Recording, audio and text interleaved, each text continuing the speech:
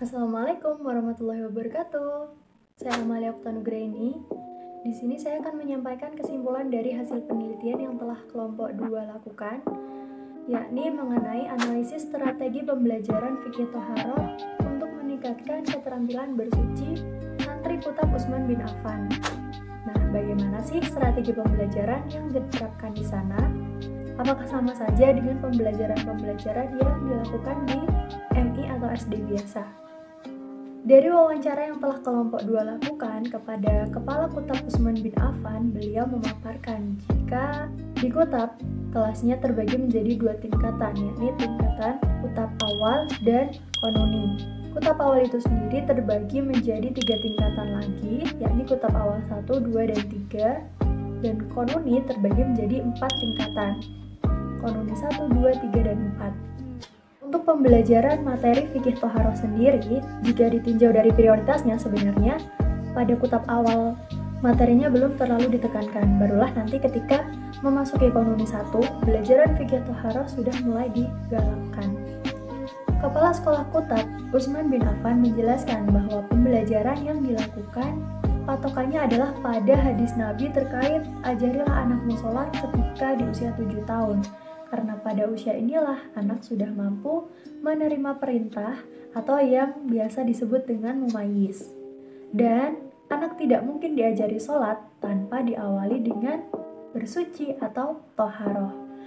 Untuk pembelajaran toharoh di kutab itu sendiri, meskipun di kutab awal 1 ketika anak berusia sekitar 5-6 tahun sudah dikenalkan dengan materi toharoh, akan tetapi pendalaman materinya itu sendiri dilakukan ketika anak berusia 9 tahun sesuai dengan hadis Nabi yang tadi, yakni ketika anak berada di kelas Konuni 1.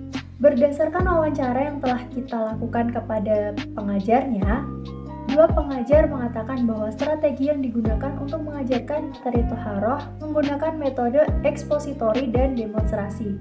Metode ekspositori itu sendiri merupakan strategi pembelajaran yang memberikan penekanan pada proses penyampaian materi secara verbal dari pengajar kepada peserta didik dengan maksud agar peserta didik dapat memahami materi secara maksimal.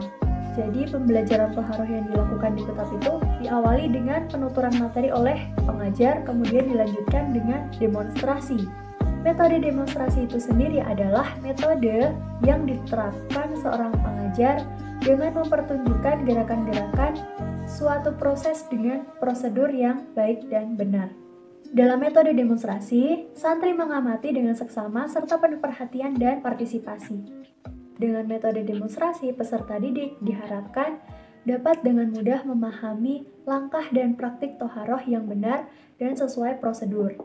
Setelah dilakukan penyampaian materi dan demonstrasi, selanjutnya pengajar akan melakukan klarifikasi terkait praktik yang dilakukan peserta didik. Apabila masih terdapat kekeliruan atau sedikit-sedikit kesalahan, pengajar memberikan klarifikasi. Dan untuk mengukur keberhasilan pembelajaran Thaharah ini, pengajar melakukan evaluasi.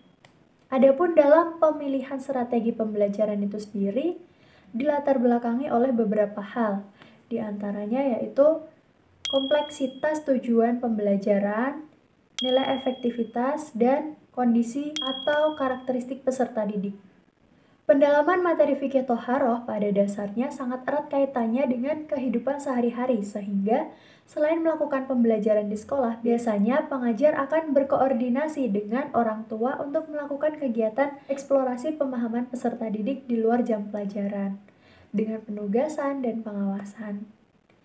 Nah, diterapkannya metode ini dinilai cukup efektif untuk meningkatkan keterampilan bersuci santri Kutab Utsman bin Affan. Nah, itu dia kesimpulan yang kami tarik dari penelitian ini. Apabila banyak kekeliruan dan kekurangannya, kami mohon maaf. Thanks for your beautiful eyes. Semoga video ini bermanfaat. And the last I say, wassalamualaikum warahmatullahi wabarakatuh. See ya.